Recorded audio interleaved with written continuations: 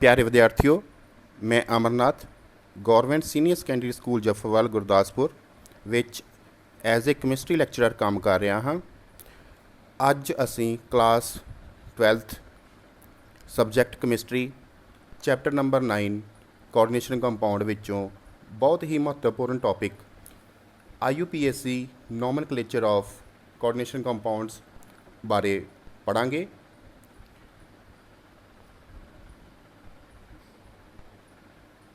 ये बच्चों कंटेंट्स ने जो असी इस लैक्चर विच पढ़ने ने, पर साडा मेन जो फोकस होगा वो IUPAC nomenclature of coordination compounds उपर होगा। सब तो पहला what are coordination compounds. Coordination compounds की हुंदे हन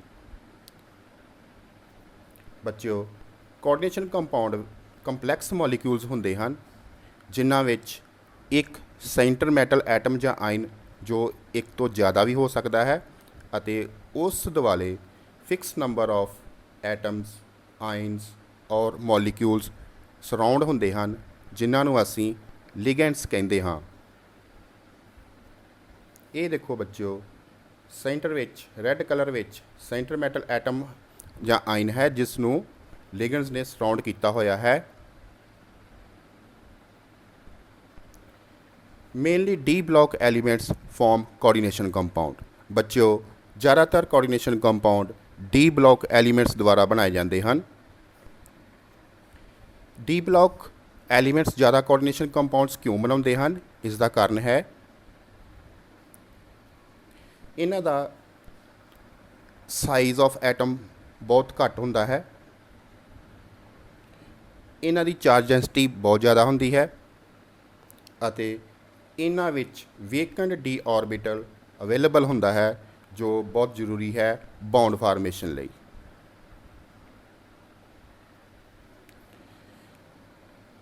कोऑर्डिनेशन कंपाउंड्स कुदरती भी होंदे हन अते मैन मेड भी होंदे हन।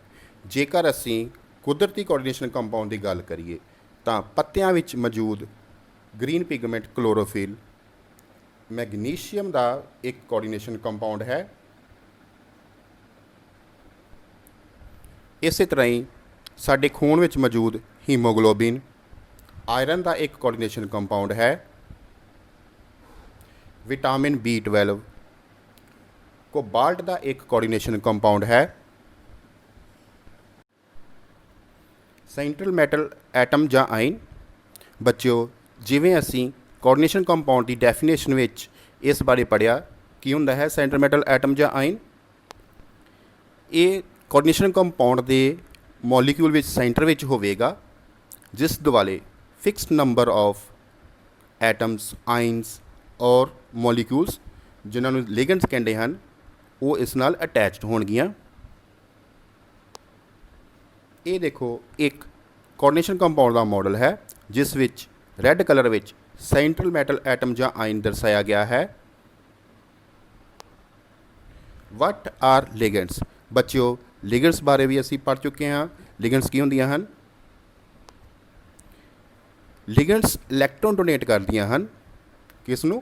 सेंट्रल मैटल एटम या आयनस नूं अते इन्हां दा नंबर सेंट्रल मैटल एटम या आयन दे दुआले फिक्स होंदा है।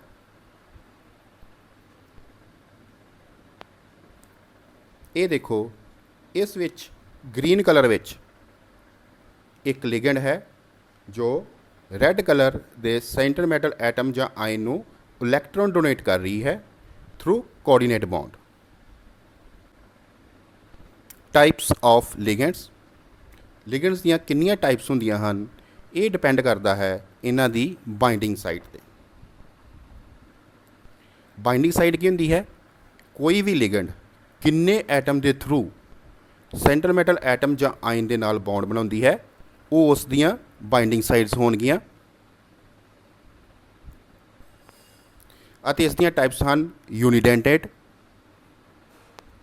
बाईडेंटेड, पॉलीडेंटेड अते एम्बीडेंटेड। सब तो पहला यूनिडेंटेड लिगेंड्स ये की होंदियां हन? बच्चों, जदों कोई लिगेंड सेंटर मैटल एटम के नाल ਇੱਕ ਹੀ ਐਟਮ ਦੇ ਥਰੂ ਬੌਂਡ ਬਣਾਵੇ ਤਾਂ ਉਹ ਯੂਨੀਡੈਂਟਡ ਲਿਗੈਂਡ ਹੋਵੇਗੀ।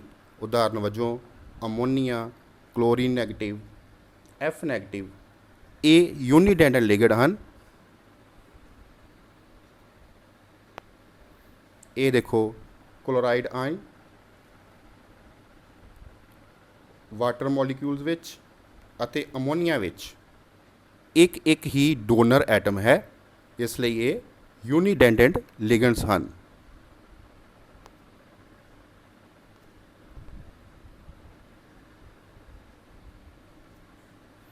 ਇਹ ਕੁਝ ਹੋਰ ਉਦਾਹਰਨਾਂ ਨੇ ਯੂਨੀਡੈਂਟਡ ਲਿਗੈਂਡਸ ਦੀਆਂ।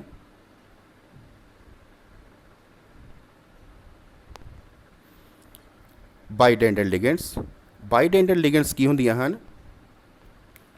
ਜਦੋਂ ਕੋਈ ਲਿਗੈਂਡ ਸੈਂਟਰ ਮੈਟਲ ਐਟਮ ਜਾਂ ਆਇਨ ਦੇ ਨਾਲ ਦੋ ਐਟਮ ਦੇ ਥਰੂ ਜੁੜੇ ਤਾਂ ਉਸ ਨੂੰ ਅਸੀਂ ਬਾਈਡੈਂਟਡ ਲਿਗੈਂਡ ਕਹਾਂਗੇ, ਭਾਵ ਉਸ ਵਿੱਚ ਦੋ ਡੋਨਰ ਐਟਮ ਹੋਣ।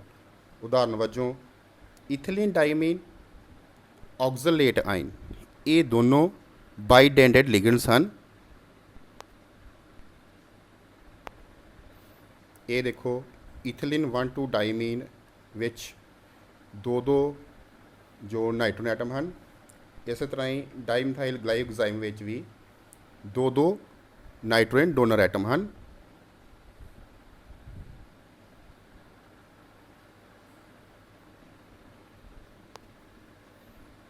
ਇਹ ਕੁਝ ਹੋਰ ਬਾਈਡੈਂਟ ਲਿਗੈਂਡਸ ਦੀਆਂ ਉਦਾਹਰਨਾਂ ਹਨ, ਜਿਸ ਤਰ੍ਹਾਂ ਬਾਈਪਿਰੀਡਿਲ ਅਤੇ ਫਿਨੋਫਥਲੀਨ।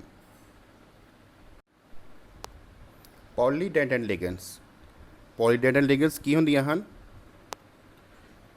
ਜਦੋਂ ਕੋਈ ਲਿਗੈਂਡ ਸੈਂਟਰ ਮੈਟਲ ਐਟਮ ਜਾਂ ਆਇਨ ਨਾਲ ਕਈ ਐਟਮ ਥਰੂ ਬੌਂਡ ਬਣਾਵੇ ਤਾਂ ਉਸ ਨੂੰ ਅਸੀਂ ਪੋਲੀਡੈਂਟਡ ਲਿਗੈਂਡ ਆਖਾਂਗੇ।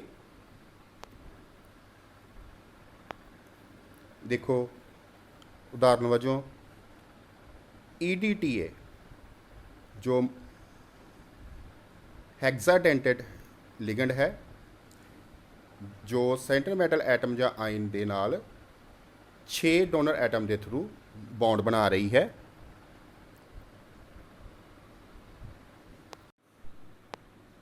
ਐਂਬੀਡੈਂਟਡ ਲਿਗੈਂਡਸ।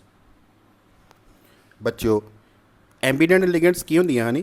ਇਹਨਾਂ ਵਿੱਚ ਦੋ ਜਾਂ ਦੋ ਤੋਂ ਜ਼ਿਆਦਾ ਡੋਨਰ ਐਟਮ ਹੋ ਸਕਦੇ ਹਨ, ਪਰ ਡਿਊਰਿੰਗ ਕੰਪਲੈਕਸ ਫਾਰਮੇਸ਼ਨ ਕੇਵਲ ਇੱਕ ਹੀ ਡੋਨਰ ਐਟਮ ਦੇ ਥਰੂ ਬੌਂਡ ਫਾਰਮੇਸ਼ਨ ਹੋਵੇਗੀ।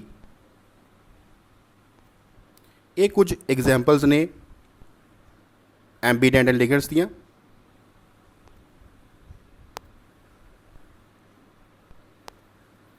Coordination sphere.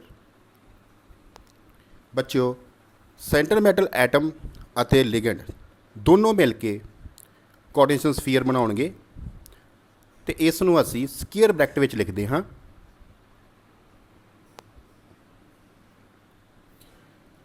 ਇਹ ਦੇਖੋ ਸੈਂਟਰ ਵਿੱਚ ਮੈਟਲ ਐਟਮ ਅਤੇ ਉਸ ਦੇ ਦੁਆਲੇ ਲਿਗੈਂਡਸ ਦੋਨਾਂ ਨੇ ਮਿਲ ਕੇ ਕੋਆਰਡੀਨੇਸ਼ਨ ਸਫੀਅਰ ਬਣਾਇਆ। ਇਸੇ ਤਰ੍ਹਾਂ ਹੀ ਇਸ ਕੋਆਰਡੀਨੇਸ਼ਨ ਕੰਪਾਊਂਡ ਵਿੱਚ Fe ਅਤੇ Cn ਦੋਨਾਂ ਨੇ ਮਿਲ ਕੇ ਕੋਆਰਡੀਨੇਸ਼ਨ ਸਫੀਅਰ ਬਣਾਇਆ, ਜਿਸ ਨੂੰ ਅਸੀਂ ਸਕੁਏਅਰ ਬ੍ਰੈਕਟ ਵਿੱਚ ਦਰਸਾਇਆ। Coordination number. ਬੱਚਿਓ, ਸਾਡਾ ਸੈਂਟਰ ਮੈਟਲ ਐਟਮ ਜਾਂ ਆਇਨ ਕਿੰਨੀਆਂ ਲਿਗੈਂਡਸ ਨਾਲ ਜੁੜਦਾ ਹੈ, ਉਹ ਉਸ ਦਾ ਕੋਆਰਡੀਨੇਸ਼ਨ ਨੰਬਰ ਹੁੰਦਾ ਹੈ। ਇਹ ਦੇਖੋ ਸਾਡਾ ਜੋ ਸੈਂਟਰ ਮੈਟਲ ਐਟਮ ਹੈ ਕਿੰਨੀਆਂ ਲਿਗੈਂਡਸ ਨਾਲ ਜੁੜਦਾ ਹੈ, ਉਸ ਦਾ ਕੋਆਰਡੀਨੇਸ਼ਨ ਨੰਬਰ ਹੈ। ਉਦਾਹਰਨ ਵਜੋਂ ਇਸ ਕੋਆਰਡੀਨੇਸ਼ਨ ਕੰਪਾਊਂਡ ਵਿੱਚ Ag 2 NH3 ਦੇ ਨਾਲ ਜੁੜਿਆ ਹੈ, ਇਸ ਲਈ ਇਸ ਦਾ ਕੋਆਰਡੀਨੇਸ਼ਨ ਨੰਬਰ 2 ਹੈ। ਇਸੇ ਤਰ੍ਹਾਂ ਹੀ ਇਸ ਕੋਆਰਡੀਨੇਸ਼ਨ ਕੰਪਾਊਂਡ ਵਿੱਚ Ni 4 NH3 ਨਾਲ ਜੁੜਿਆ ਹੈ, ਇਸ ਲਈ ਇਸ ਦਾ ਕੋਆਰਡੀਨੇਸ਼ਨ ਨੰਬਰ 4 ਹੈ। ਇਹ En ਬਾਈਡੈਂਟਡ ਲਿਗੈਂਡ ਹੈ। ਇਸ ਤਰ੍ਹਾਂ ਫਿਰ ਇੱਕ ਲਿਗੈਂਡ ਬਾਈਡੈਂਟਡ ਲਿਗੈਂਡ ਵਿੱਚ ਦੋ ਡੋਨਰ ਐਟਮ ਹੁੰਦੇ ਹਨ ਅਤੇ ਟੋਟਲ ਫਿਰ ਇਸ ਦਾ ਕੋਆਰਡੀਨੇਸ਼ਨ ਨੰਬਰ 4 ਹੋਵੇਗਾ। ਇਸੇ ਤਰ੍ਹਾਂ ਹੀ इस ਕੰਪਲੈਕਸ ਵਿੱਚ ਸਾਡਾ ਕੋਆਰਡੀਨੇਸ਼ਨ ਨੰਬਰ 6 ਹੈ। ਆਕਸੀਡੇਸ਼ਨ ਨੰਬਰ ਕੀ ਹੁੰਦਾ ਹੈ? ਇਹ ਚਾਰਜ ਹੁੰਦਾ ਹੈ ਸਾਡੇ ਸੈਂਟਰ ਮੈਟਲ ਐਟਮ ਜਾਂ ਆਇਨ ਦੇ ਦੁਆਲੇ ਜੇਕਰ ਸਾਰੀਆਂ ਲਿਗੈਂਡਸ ਵਿਦ ਇਲੈਕਟ੍ਰੋਨਸ ਰਿਮੂਵ ਕਰ ਦਿੱਤੀਆਂ ਜਾਣ। ਇਹ ਦੇਖੋ ਸੈਂਟਰ ਵਿੱਚ ਮੈਟਲ ਐਟਮ ਅਤੇ ਜੇਕਰ ਸਾਰੀਆਂ ਲਿਗੈਂਡਸ ਵਿਦ ਇਲੈਕਟ੍ਰੋਨ ਰਿਮੂਵ ਕਰ ਦਿੱਤੀਆਂ ਜਾਣ ਤਾਂ ਇਸ ਸੈਂਟਰ ਮੈਟਲ ਐਟਮ ਜਾਂ ਆਇਨ ਉੱਪਰ ਕਿੰਨਾ ਚਾਰਜ ਹੋਵੇਗਾ, ਉਹ ਉਸ ਦਾ ਆਕਸੀਡੇਸ਼ਨ ਨੰਬਰ ਹੋਵੇਗਾ। ਫ੍ਰੀ ਆਇਨਸ ਔਰ ਕਾਊਂਟਰ ਆਇਨਸ ਇਹ ਕੀ ਹੁੰਦੇ ਹਨ? ਇਹ ਸਾਡੇ ਕੋਆਰਡੀਨੇਸ਼ਨ ਸਫੀਅਰ ਦੇ ਬਾਹਰ ਜੋ ਕੈਟਾਇਨਸ ਅਤੇ ਅਨਾਇਨਸ ਮੌਜੂਦ ਹੁੰਦੇ ਹਨ ਉਹਨਾਂ ਨੂੰ ਫ੍ਰੀ ਆਇਨਸ ਔਰ ਕਾਊਂਟਰ ਆਇਨਸ ਕਹਿੰਦੇ ਹਨ। ਇਹ ਦੇਖੋ ਇਸ ਕੋਆਰਡੀਨੇਸ਼ਨ ਕੰਪਾਊਂਡ ਵਿੱਚ K4 ਜੋ ਹਨ ਉਹ ਕਾਊਂਟਰ ਆਇਨਸ ਹਨ, CN ਲਿਗੈਂਡ ਹੈ, Fe ਸੈਂਟਰ ਮੈਟਲ ਐਟਮ ਜਾਂ ਆਇਨ ਹੈ ਅਤੇ ਕਿਉਂਕਿ ਇਹ 6 ਲਿਗੈਂਡਸ ਨਾਲ ਜੁੜਿਆ ਹੈ ਇਸ ਲਈ ਇਸ ਦਾ 6 ਕੋਆਰਡੀਨੇਸ਼ਨ ਨੰਬਰ ਹੈ ਅਤੇ ਕੋਆਰਡੀਨੇਸ਼ਨ ਸਫੀਅਰ ਨੂੰ ਅਸੀਂ ਸਕੁਅਰ ਬ੍ਰੈਕਟ ਵਿੱਚ ਦਰਸਾਇਆ ਗਿਆ ਹੈ।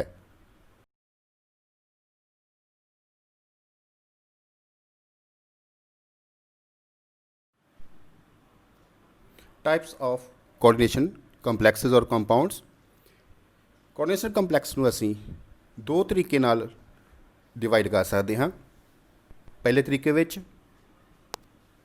ਹੋਮੋਲੈਕਟਿਕ ਕੰਪਲੈਕਸਿਸ ਅਤੇ ਹੈਟਰੋਲੈਪਟਿਕ ਕੰਪਲੈਕਸਿਸ। ਦੂਸਰੇ ਤਰੀਕੇ ਨਾਲ ਕੈਟਾਇਨਿਕ ਕੰਪਲੈਕਸਿਸ, ਐਨਾਇਨਿਕ ਕੰਪਲੈਕਸਿਸ ਜਾਂ ਨਿਊਟਰਲ ਕੰਪਲੈਕਸਿਸ। ਸਭ ਤੋਂ ਪਹਿਲਾਂ ਹੋਮੋਲੈਪਟਿਕ ਕੰਪਲੈਕਸਿਸ ਕੀ ਹੁੰਦੇ ਹਨ? ਜੇਕਰ ਸਾਡੇ ਕੋਆਰਡੀਨੇਸ਼ਨ ਕੰਪਾਊਂਡ ਵਿੱਚ ਸੈਂਟਰ ਮੈਟਲ ਐਟਮ ਜਾਂ ਆਇਨ ਦੇ ਦੁਆਲੇ ਕੇਵਲ ਇੱਕ ਹੀ ਪ੍ਰਕਾਰ ਦੀਆਂ ਲਿਗੈਂਡਸ ਅਟੈਚਡ ਹੋਣ ਤਾਂ ਉਸ ਕੰਪਲੈਕਸ ਨੂੰ ਅਸੀਂ ਹੋਮੋਲੈਕਟਿਕ ਕੰਪਲੈਕਸ ਬੋਲਾਂਗੇ। ਇਹ ਦੇਖੋ ਇਸ ਕੋਆਰਡੀਨੇਸ਼ਨ ਕੰਪਾਊਂਡ ਵਿੱਚ ਕੋਬਾਲਟ ਦੇ ਦੁਆਲੇ ਕੇਵਲ NH3 ਇੱਕ ਹੀ ਪ੍ਰਕਾਰ ਦੀਆਂ ਲਿਗੈਂਡਸ ਅਟੈਚਡ ਹਨ ਅਤੇ ਇਸ ਕੰਪਲੈਕਸ ਵਿੱਚ Fe ਦੇ ਦੁਆਲੇ CN ਕੇਵਲ ਇੱਕ ਹੀ ਪ੍ਰਕਾਰ ਦੀਆਂ ਲਿਗੈਂਡਸ ਅਟੈਚ ਹਨ, ਇਸ ਲਈ ਇਹ ਹੋਮੋਲੈਪਟਿਕ ਕੰਪਲੈਕਸਿਸ ਹੋਣਗੇ।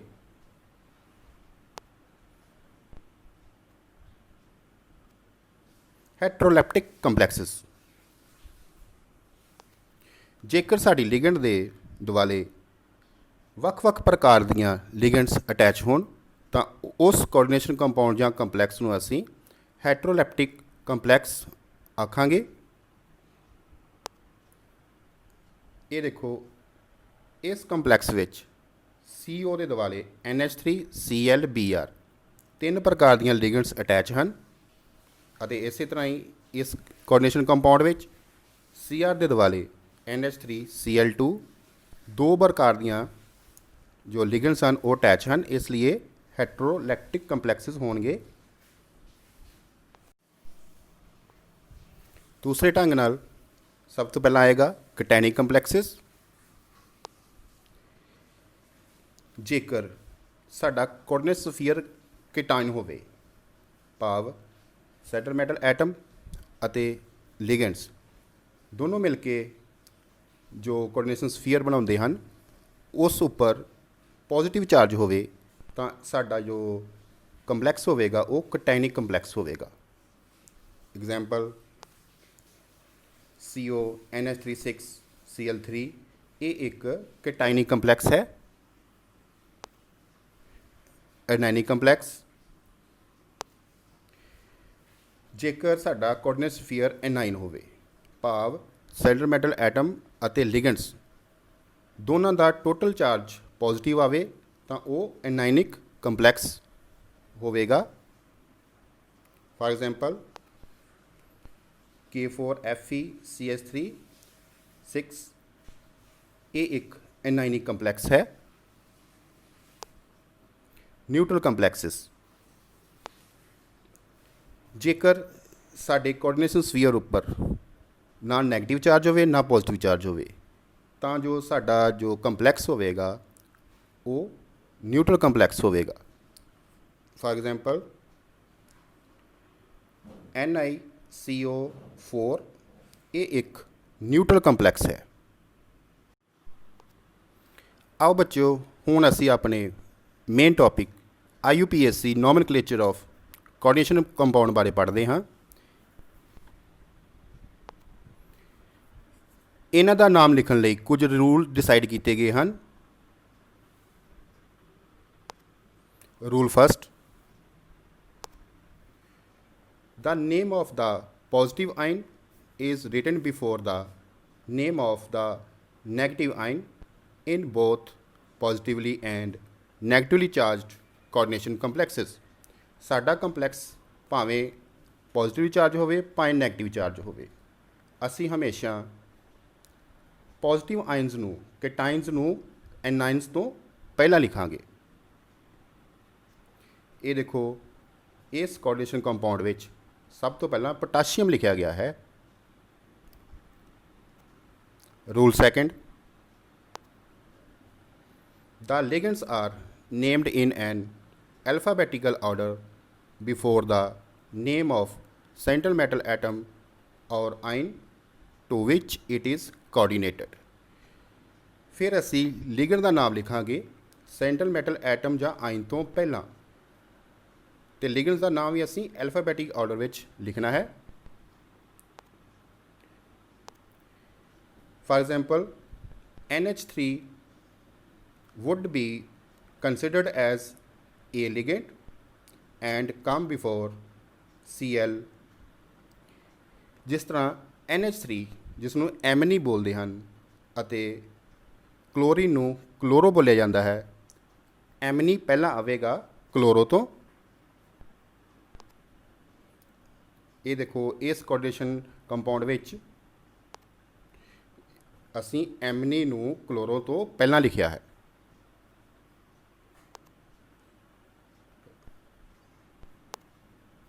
ਲਿਗੈਂਡਸ are listed in the following order. Ligands ਨੂੰ ਲਿਖਣ ਦਾ ਕੀ ਆਰਡਰ ਹੈ? ਸਭ ਤੋਂ ਪਹਿਲਾਂ ਅਸੀਂ ਨਿਊਟਰਲ ਲਿਗੈਂਡਸ ਲਿਖਾਂਗੇ, ਫਿਰ ਨੈਗੇਟਿਵ ਲਿਗੈਂਡਸ ਅਤੇ ਬਾਅਦ ਵਿੱਚ ਪੋਜ਼ਿਟਿਵ ਲਿਗੈਂਡਸ। ਜੇਕਰ ਦੋ ਲਿਗੈਂਡਸ ਸੇਮ ਚਾਰਜ ਦੀਆਂ ਆ ਜਾਂਦੀਆਂ ਹਨ ਤਾਂ ਅਸੀਂ ਉਹਨਾਂ ਨੂੰ ਐਲਫਾਬੈਟੀਕਲ ਆਰਡਰ ਵਿੱਚ ਲਿਖਾਂਗੇ। Rule third,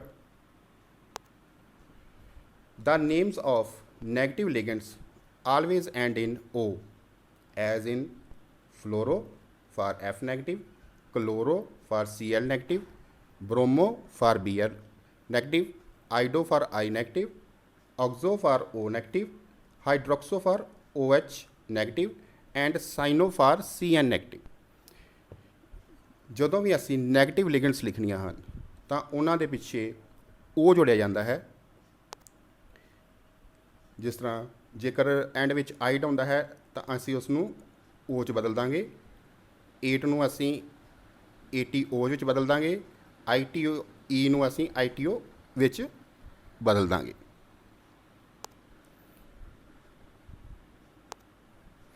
Name of neutral ligands and cationic ligands are the same except aqua for H2O, amni for NH3, carbonyl for CO and nitrosyl for NO। ਜਦੋਂ ਵੀ ਨਿਊਟਰਲ ਲਿਗੈਂਡਸ ਅਤੇ ਕਟਾਇਨਿਕ ਲਿਗੈਂਡਸ ਆਉਣਗੀਆਂ ਤਾਂ ਅਸੀਂ ਉਹਨਾਂ ਦਾ ਨਾਮ SH ਹੀ ਲਿਖਾਂਗੇ, ਪਰ ਕੁਝ ਲਿਗੈਂਡਸ ਹਨ ਜਿਸ ਤਰ੍ਹਾਂ H2O ਇਸ ਨੂੰ ਐਕਵਾ ਲਿਖਾਂਗੇ, NH3 ਨੂੰ ਅਸੀਂ ਐਮਨੀ ਲਿਖਾਂਗੇ, ਕਾਰਬੋਨਲ ਨੂੰ ਅਸੀਂ CO ਵਾਸਤੇ ਯੂਜ਼ ਕਰਾਂਗੇ ਅਤੇ ਨਾਈਟ੍ਰੋਸਲ ਅਸੀਂ NO ਵਾਸਤੇ ਯੂਜ਼ ਕਰਾਂਗੇ। Rule fourth, prefixes mono, di, tri, etc. are used to indicate the number of individual ligand in coordination entity। For example, in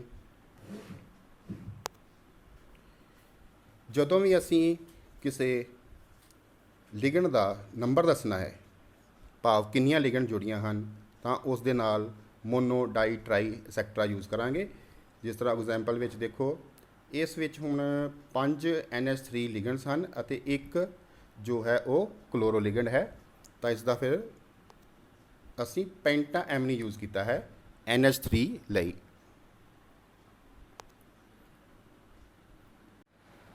When the names of ligands contain a numerical prefix, then the term base, trace, tetrakis, etc. are used, to which they refer being placed in the parenthesis। बच्चों, जेकर साडा जो numeral prefix bi, tri, tetra etcetera ਪਹਿਲਾਂ ਹੀ ਸਾਡੇ ਲਿਗੈਂਡ ਵਿੱਚ ਮੌਜੂਦ ਹੁੰਦਾ ਹੈ ਤਾਂ ਉਸ ਲਈ ਅਸੀਂ ਬਿਸ, ਟ੍ਰਿਸ, ਟੈਟਰਾਕਿਸ ਐਕਸੈਕਟਰਾ ਯੂਜ਼ ਕਰਦੇ ਹਾਂ। ਫਾਰ ਐਗਜ਼ਾਮਪਲ, ਇਸ ਕੋਆਰਡੀਨੇਸ਼ਨ ਕੰਪਾਊਂਡ ਵਿੱਚ ਇਥਿਲੀਨ ਡਾਈ ਅਮੀਨ, ਡਾਈ ਇਸ ਵਿੱਚ ਪਹਿਲਾਂ ਹੀ ਆ ਗਿਆ ਹੈ, ਇਸ ਲਈ ਇਸ ਨੂੰ ਅਸੀਂ ਬਿਸ ਨਾਲ ਰਿਪਰੈਜ਼ੈਂਟ ਕਰਾਂਗੇ। ਇਸ ਲਈ ਇਸ ਦਾ ਨਾਮ ਕਲੋਰੋ ਬਿਸ ਇਥਿਲੀਨ ਡਾਈ ਅਮੀਨ ਕੋਬਾਲਟ 3 ਸਲਫੇਟ ਬਣਿਆ ਹੈ।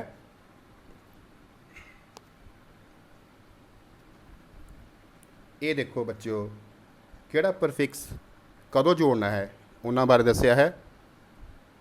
ਫਾਰ ਐਗਜ਼ਾਮਪਲ, 1 ਲਈ ਮੋਨੋ ਯੂਜ਼ ਕਰਾਂਗੇ, 2 ਲਈ ਡਾਈ ਜਾਂ ਬੇਸ, 3 ਲਈ ਟਰਾਈ ਜਾਂ ਟ੍ਰਿਸ, 4 ਲਈ ਟੈਟਰਾ ਜਾਂ ਟੈਟਰਾਕਿਸ, 5 ਲਈ ਪੈਂਟਾ ਜਾਂ ਪੈਂਟਾਕਿਸ etcetera. Rule 5th,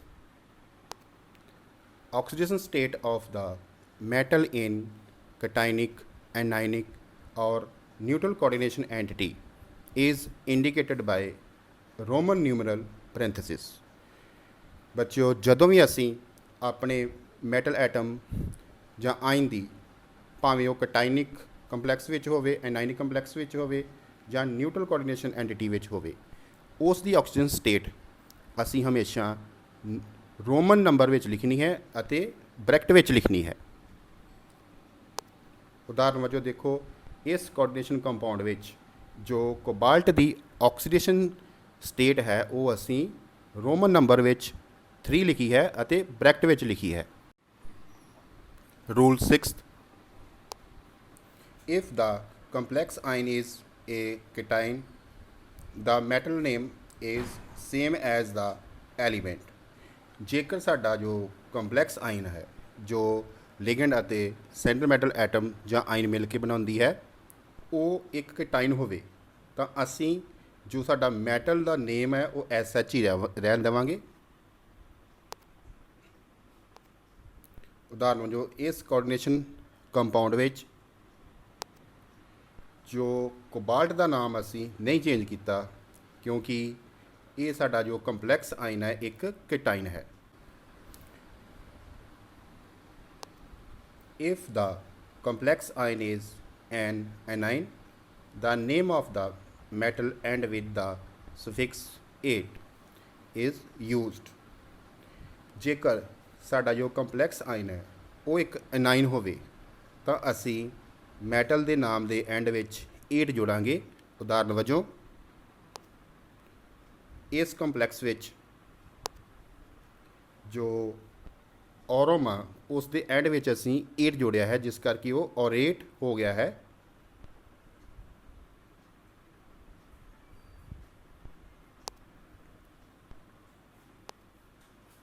For some metal, Latin names are used in the complex anion। ਕੁਝ ਕੰਪਲੈਕਸ ਐਨਾਇਨ ਵਿੱਚ ਅਸੀਂ ਲੈਟਨ ਨੇਮ ਯੂਜ਼ ਕਰਦੇ ਹਾਂ ਮੈਟਲ ਦੇ ਨਾਮ ਲਈ। ਉਦਾਹਰਨ ਵਜੋਂ, ਇਸ ਕੰਪਲੈਕਸ ਵਿੱਚ ਗੋਲਡ ਨੂੰ ਅਸੀਂ ਔਰਮ ਭਾਵ ਔਰੇਟ ਲਿਖਿਆ ਹੈ। ਇਹ ਕੁਝ ਐਨਾਇਨਿਕ ਕੰਪਲੈਕਸ ਹਨ ਅਤੇ ਉਹਨਾਂ ਦੇ ਨਾਮ ਦਰਸਾਏ ਗਏ ਹਨ। Rule 7th, neutral complex molecule is named similar to that of the complex cation। ਜੇਕਰ ਸਾਡਾ ਕੰਪਲੈਕਸ ਨਿਊਟਰਲ ਕੰਪਲੈਕਸ ਹੋਵੇ ਤਾਂ ਉਸ ਦੇ ਨਾਮ ਨੂੰ ਅਸੀਂ SH ਹੀ ਰਹਿਣ ਦਾਂਗੇ। ਜਿਸ ਤਰ੍ਹਾਂ ਦੇਖੋ ਇੱਕ ਨਿਊਟਰਲ ਕੋਆਰਡੀਨੇਸ਼ਨ ਕੰਪਾਊਂਡ ਹੈ, ਇਸ ਲਈ ਅਸੀਂ ਕ੍ਰੋਮੀਅਮ ਨੂੰ ਐਜ਼ ਸੱਚ ਕ੍ਰੋਮੀਅਮ ਹੀ ਲਿਖਿਆ ਹੋਇਆ ਹੈ। ਹਾਊ ਟੂ ਨੇਮ ਦਾ ਐਂਬੀਡੈਂਟ ਲਿਗੈਂਡਸ। ਐਂਬੀਡੈਂਟ ਲਿਗੈਂਡਸ ਬਾਰੇ ਅਸੀਂ ਪਹਿਲਾਂ ਪੜ੍ਹਿਆ ਸੀ ਕਿ ਇਹਨਾਂ ਲਿਗੈਂਡਾਂ ਵਿੱਚ ਦੋ ਜਾਂ ਦੋ ਤੋਂ ਜ਼ਿਆਦਾ ਡੋਨਰ ਐਟਮ ਹੋ ਸਕਦੇ ਹਨ, ਪਰ ਐਟ ਏ ਟਾਈਮ ਜੋ ਲਿਗੈਂਡ ਹੈ ਇੱਕ ਹੀ ਡੋਨਰ ਐਟਮ ਦੇ ਨਾਲ ਸੈਂਟਰ ਮੈਟਲ ਐਟਮ ਜਾਂ ਆਇਨ ਦੇ ਨਾਲ ਬੌਂਡ ਬਣਾਵੇਗੀ। ਇਹ ਦੇਖੋ ਜਿਸ ਤਰ੍ਹਾਂ NO2 ਇੱਕ ਐਂਬੀਡੈਂਟ ਲਿਗੈਂਡ ਹੈ, ਇਹ ਐਨ ਦੇ ਥਰੂ ਵੀ ਸੈਂਟਰ ਮੈਟਲ ਐਟਮ ਨਾਲ ਜੁੜ ਸਕਦੀ ਹੈ ਅਤੇ ਆਕਸੀਜਨ ਦੇ ਨਾਲ ਵੀ। ਜੇਕਰ ਇਹ ਐਨ ਦੇ ਥਰੂ ਸੈਂਟਰ ਮੈਟਲ ਐਟਮ ਦੇ ਨਾਲ ਬੌਂਡ ਬਣਾਵੇ ਤਾਂ ਇਸ ਨੂੰ ਨਾਈਟ੍ਰੋ ਲਿਖਾਂਗੇ, ਅਤੇ ਜੇਕਰ ਇਹੀ ਲਿਗੈਂਡ ਉਹਦੇ ਥਰੂ ਸੈਂਟਰ ਮੈਟਲ ਐਟਮ ਦੇ ਨਾਲ ਬੌਂਡ ਬਣਾਵੇ ਤਾਂ ਅਸੀਂ ਉਸ ਨੂੰ ਨਾਈਟ੍ਰਾਈਟੋ ਲਿਖਾਂਗੇ। ਇਸੇ ਤਰ੍ਹਾਂ ਹੀ CN ਇੱਕ ਐਂਬੀਡੈਂਟ ਲਿਗੈਂਡ ਹੈ, ਜੇਕਰ ਇਹ C ਦੇ ਥਰੂ ਸੈਂਟਰ ਮੈਟਲ ਐਟਮ ਨਾਲ ਬੌਂਡ ਬਣਾਵੇ ਤਾਂ ਇਸ ਨੂੰ ਅਸੀਂ ਸਾਈਨੋ ਲਿਖਾਂਗੇ, ਅਤੇ ਜੇਕਰ ਇਹ N ਦੇ ਥਰੂ ਬੌਂਡ ਬਣਾਵੇ ਤਾਂ ਇਸ ਨੂੰ ਆਈਸੋਸਾਈਨੋ ਲਿਖਾਂਗੇ। ਇਸੇ ਤਰ੍ਹਾਂ ਹੀ SCN ਵਿੱਚ ਵੀ ਦੋ ਡੋਨਰ ਐਟਮ ਹਨ, ਜੇਕਰ ਇਹ S ਦੇ ਥਰੂ ਜੁੜਦੀ ਹੈ ਸੈਂਟਰ ਮੈਟਲ ਐਟਮ ਦੇ ਨਾਲ ਤਾਂ ਇਸ ਨੂੰ ਥਾਇਓਸਾਇਨੇਟੋ ਬੋਲਾਂਗੇ, ਅਤੇ ਜੇਕਰ ਇਹ N ਦੇ ਥਰੂ ਸੈਂਟਰ ਮੈਟਲ ਐਟਮ ਨਾਲ ਜੁੜਦੀ ਹੈ ਤਾਂ ਇਸ ਨੂੰ ਆਈਸੋਥਾਇਓਸਾਇਓਨੇਟੋ ਬੋਲਾਂਗੇ। Sequence of writing IUPAC name of coordination compound. ਹੁਣ ਅਸੀਂ ਕਿਸ ਸੀਕੁਐਂਸ ਵਿੱਚ ਜੋ ਕੋਆਰਡੀਨੇਸ਼ਨ ਕੰਪਾਊਂਡ ਦਾ ਨਾਮ ਲਿਖਦੇ ਹਾਂ। ਸਭ ਤੋਂ ਪਹਿਲਾਂ ਅਸੀਂ ਕੈਟਾਇਨ ਦਾ ਨਾਮ ਲਿਖਦੇ ਹਾਂ, ਉਸ ਤੋਂ ਬਾਅਦ ਅਸੀਂ ਲਿਗੈਂਡਸ ਦਾ ਨਾਮ ਲਿਖਦੇ ਹਾਂ ਜੋ ਐਲਫਾਬੈਟੀਕਲ ਆਰਡਰ ਵਿੱਚ ਲਿਖਿਆ ਜਾਂਦਾ ਹੈ। ਫਿਰ ਅਸੀਂ ਸੈਂਟਰ ਮੈਟਲ ਐਟਮ ਜਾਂ ਆਇਨ ਦਾ ਨਾਮ ਲਿਖਦੇ ਹਾਂ। ਉਸ ਤੋਂ ਬਾਅਦ ਉਸ ਦੀ ਆਕਸੀਜਨ ਸਟੇਟ ਲਿਖੀ ਜਾਂਦੀ ਹੈ ਜੋ ਰੋਮਨ ਨੰਬਰ ਵਿੱਚ ਲਿਖੀ ਜਾਂਦੀ ਹੈ ਅਤੇ ਬ੍ਰੈਕਟ ਵਿੱਚ ਲਿਖੀ ਜਾਂਦੀ ਹੈ, ਅਤੇ ਸਭ ਤੋਂ ਬਾਅਦ ਨੇਮ ਆਫ ਐਨਾਈਨ ਲਿਖੇ ਜਾਂਦੇ ਹਨ ਜੋ ਕਾਊਂਟਰ ਐਨਾਈਨਸ ਹੁੰਦੇ ਹਨ। ਆਓ ਬੱਚਿਓ, ਹੁਣ ਅਸੀਂ ਇਹਨਾਂ ਰੂਲਸ ਦੀ ਮਦਦ ਨਾਲ ਇਸ ਕੋਆਰਡੀਨੇਸ਼ਨ ਕੰਪਾਊਂਡ ਦਾ IUPAC ਨੇਮ ਲਿਖਾਂਗੇ। ਇਸ ਕੋਆਰਡੀਨੇਸ਼ਨ ਕੰਪਾਊਂਡ ਵਿੱਚ ਦੋ ਪ੍ਰਕਾਰ ਦੀਆਂ ਲਿਗੈਂਡਸ ਹਨ, ਅਮੋਨੀਆ ਅਤੇ chlorine.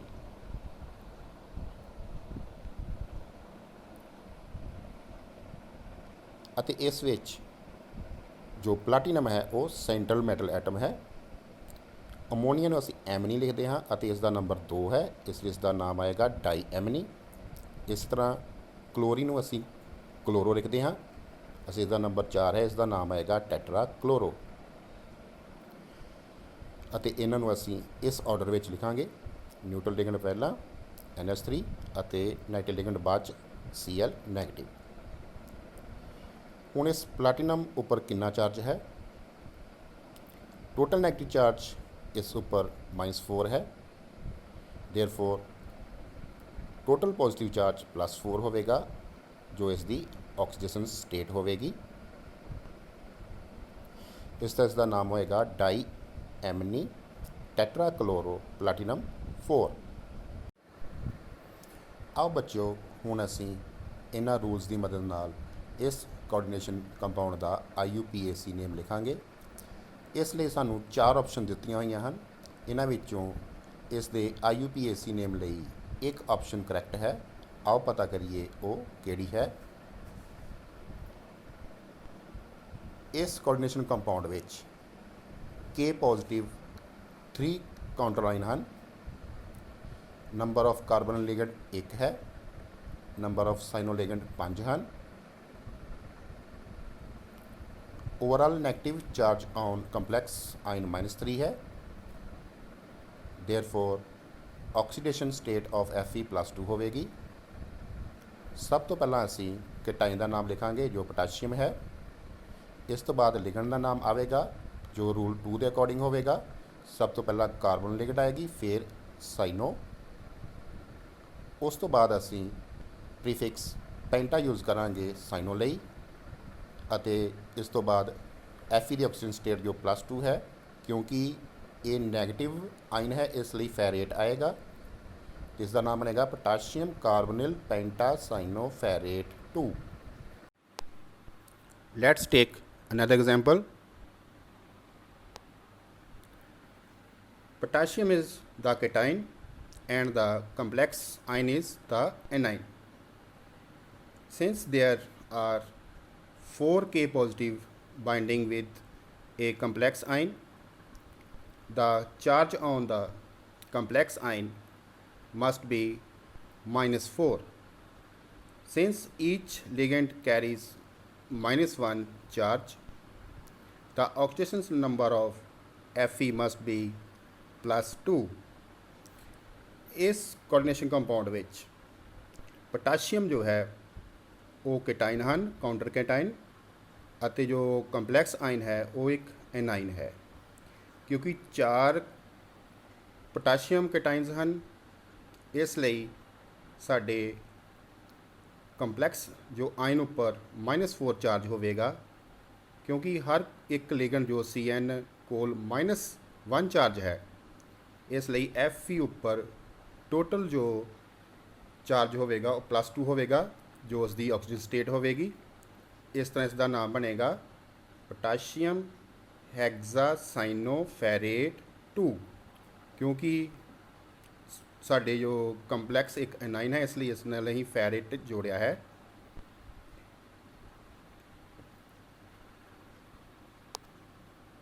Let's take another example. ਇਸ ਕੋਆਰਡੀਨੇਸ਼ਨ ਕੰਪਾਊਂਡ ਵਿੱਚ CO ਨਿਊਟਰਲ ਲਿਗੈਂਡ ਹਨ, ਇਸ ਲਈ ਇਸ ਦਾ ਜੋ ਨਾਮ ਹੋਏਗਾ, ਕਿਉਂਕਿ ਲਿਗੈਂਡਸ 5 ਹਨ, ਇਸ ਲਈ ਪੈਂਟਾਸ ਕਾਰਬੋਨਿਲ, CO ਨੂੰ ਕਾਰਬੋਨਿਲ ਬੋਲਿਆ ਜਾਂਦਾ ਹੈ। ਕਿਉਂਕਿ ਇਸ ਦੀ Fe ਉੱਪਰ ਹੁਣ ਕੋਈ ਚਾਰਜ ਨਹੀਂ ਹੈ, ਇਸ ਲਈ ਇਸ ਨੂੰ SH ਆਇਰਨ ਹੀ ਲਿਖਿਆ ਜਾਏਗਾ। ਇਸ ਦਾ ਨਾਮ ਬਣੇਗਾ ਪੈਂਟਾ ਕਾਰਬੋਨਿਲ ਆਇਰਨ 0।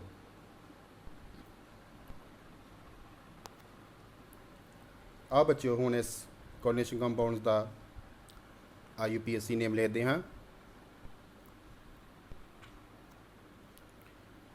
ਇਸ ਦਾ ਨਾਮ ਬਣੇਗਾ ਪੋਟਾਸ਼ੀਅਮ ਹੈਗਜ਼ਾਸਾइनोफेरेट 3। ਇਹ ਕਿਸ ਤਰ੍ਹਾਂ ਬਣਿਆ? ਕਿਉਂਕਿ ਪੋਟਾਸ਼ੀਅਮ ਕਾਊਂਟਰ ਕੈਟਾਇਨਸ ਹਨ, ਉਹਨਾਂ ਨੂੰ ਪਹਿਲਾਂ ਲਿਖਾਂਗੇ, ਉਸ ਤੋਂ ਬਾਅਦ ਲਿਗੈਂਡ ਲਿਖੀ ਜਾਏਗੀ ਸਾइनो। ਲਿਗੈਂਡਸ ਵੀ 6 ਹਨ, ਇਸ ਲਈ 6 ਲਈ ਹੈਗਜ਼ਾਸਾइनो। ਕਿਉਂਕਿ ਸਾਡਾ ਜੇ ਕੰਪਲੈਕਸ ਹੈ ਉਹ ਐਨਾਇਨ ਹੈ, ਇਸ ਲਈ ਅਸੀਂ ਆਇਰਨ ਦੇ ਪਿੱਛੇ 8 ਜੋੜਿਆ, ਫੈਰੇਟ, ਅਤੇ ਉਸ ਦੀ ਜੋ ਰੋਮਨ ਨੰਬਰ ਵਿੱਚ ਆਕਸੀਜਨ ਸਟੇਟ 3, ਅਤੇ ਨਾਮ ਬਣਿਆ ਪੋਟਾਸ਼ੀਅਮ ਹੈਗਜ਼ਾਸਾइनोफेरेट 3। ਆਓ ਬੱਚਿਓ, ਹੁਣ ਅਸੀਂ ਇਸ ਕੋਆਰਡੀਨੇਸ਼ਨ ਕੰਪਾਊਂਡ ਦਾ IUPAC ਨੇਮ ਲਿਖਦੇ ਹਾਂ। ਇਸ ਕੋਆਰਡੀਨੇਸ਼ਨ ਕੰਪਾਊਂਡ ਵਿੱਚ ਕੰਪਲੈਕਸ ਆਇਨ ਇੱਕ ਕੈਟਾਇਨ ਹੈ, ਕਾਊਂਟਰ ਐਨਾਇਨਸ 3 ਬ੍ਰੋਮਾਈਡ ਐਨਾਇਨਸ ਹਨ, NH3 ਨਿਊਟਰਲ ਲਿਗੈਂਡਸ ਹਨ, Cl ਉੱਪਰ -1 ਚਾਰਜ ਹੈ ਜੋ ਨੈਗੇਟਿਵ ਲਿਗੈਂਡ ਹੈ, ਇਸ ਲਈ PT ਦਾ ਆਕਸੀਡੇਸ਼ਨ ਨੰਬਰ +4 ਹੋਵੇਗਾ, ਅਤੇ ਇਸ ਦਾ ਨਾਮ ਬਣੇਗਾ ਪੈਂਟਾ ਐਮਨੀ ਕਲੋਰੋ ਪਲੈਟੀਨਮ 4 ਬ੍ਰੋਮਾਈਡ। ਆਓ ਬੱਚਿਓ, ਹੁਣ ਇਸ ਕੋਆਰਡੀਨੇਸ਼ਨ ਕੰਪਾਊਂਡ ਦਾ IUPAC ਰੂਲਸ ਦੇ ਥਰੂ ਅਸੀਂ ਨਾਮ ਲਿਖਦੇ ਹਾਂ। ਇਸ ਕੋਆਰਡੀਨੇਸ਼ਨ ਕੰਪਾਊਂਡ ਵਿੱਚ ਇਥਿਲੀਨ ਡਾਈਅਮੀਨ ਇੱਕ ਬਾਈਡੈਂਟਲ ਲਿਗੈਂਡ ਹੈ, ਇਸ ਲਈ ਅਸੀਂ ਡਾਈ ਦੀ ਜਗ੍ਹਾ ਬਿਸ ਯੂਜ਼ ਕਰਾਂਗੇ। ਇਸ ਦਾ ਨਾਮ ਹੋਏਗਾ ਡਾਈਕਲੋਰੋ ਬਿਸ ਇਥਿਲੀਨ ਡਾਈਅਮੀਨ ਪਲੈਟੀਨਮ 4। ਰੀਕੈਪਚੁਲੇਸ਼ਨ ਬੱਚਿਓ, ਜੋ ਅਸੀਂ ਆਪਣੇ ਇਸ ਲੈਕਚਰ ਵਿੱਚ ਪੜ੍ਹਿਆ, ਇੱਕ ਵਾਰੀ ਉਸ ਦੀ ਦੁਹਰਾਈ ਕਰੀਏ। ਸਭ ਤੋਂ ਪਹਿਲਾਂ ਅਸੀਂ ਕੋਆਰਡੀਨੇਸ਼ਨ ਕੰਪਾਊਂਡ ਬਾਰੇ ਦੱਸਿਆ। ਕੋਆਰਡੀਨੇਸ਼ਨ ਕੰਪਾਊਂਡ ਕੀ ਹੁੰਦੇ ਹਨ?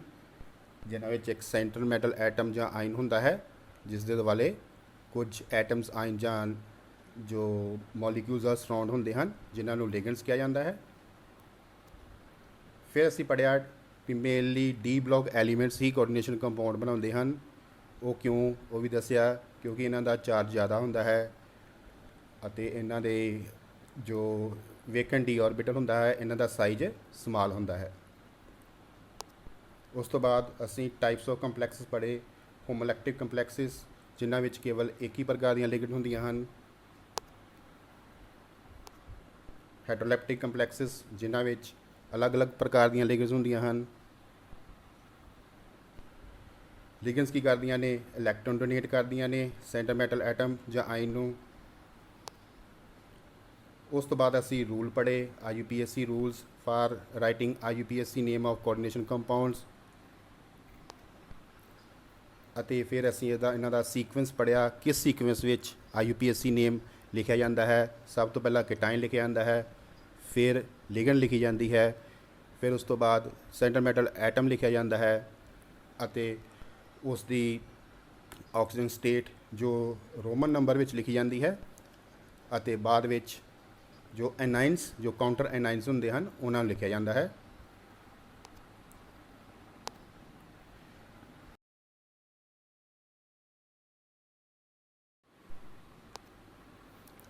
ਬੱਚਿਓ, ਇਹ ਕੁਝ ਕੋਆਰਡੀਨੇਸ਼ਨ ਕੰਪਾਊਂਡਸ ਹਨ ਜਿਨ੍ਹਾਂ ਦੇ ਤੁਸੀਂ IUPAC ਨੇਮਸ ਲਿਖਣੇ ਹਨ। ਫਸਟ ਹੈ FeNH36 square bracket closed NO3 3। Second ਹੈ NH34 twice square bracket CuCl4 square bracket closed. Third ਹੈ Na3 square bracket FeCl1 CN5 square bracket closed. Fourth है K3 square bracket COF6 square bracket closed. Fifth है square bracket COBr NH35 square bracket closed SO4। Sixth है square bracket Fe NH36 square bracket close square bracket शुरू Cr CN6 square bracket closed. Seventh है square bracket CO SO4 NH35 square bracket closed whole positive. Eighth है square bracket FeOH H2O5 square bracket closed whole 2 positive. बच्चों, मैं आस करता हाँ कि मैं तुहानू IUPAC nomenclature of coordination compound सरल तरीके नाल समझाउण विच सफल होया हाँ।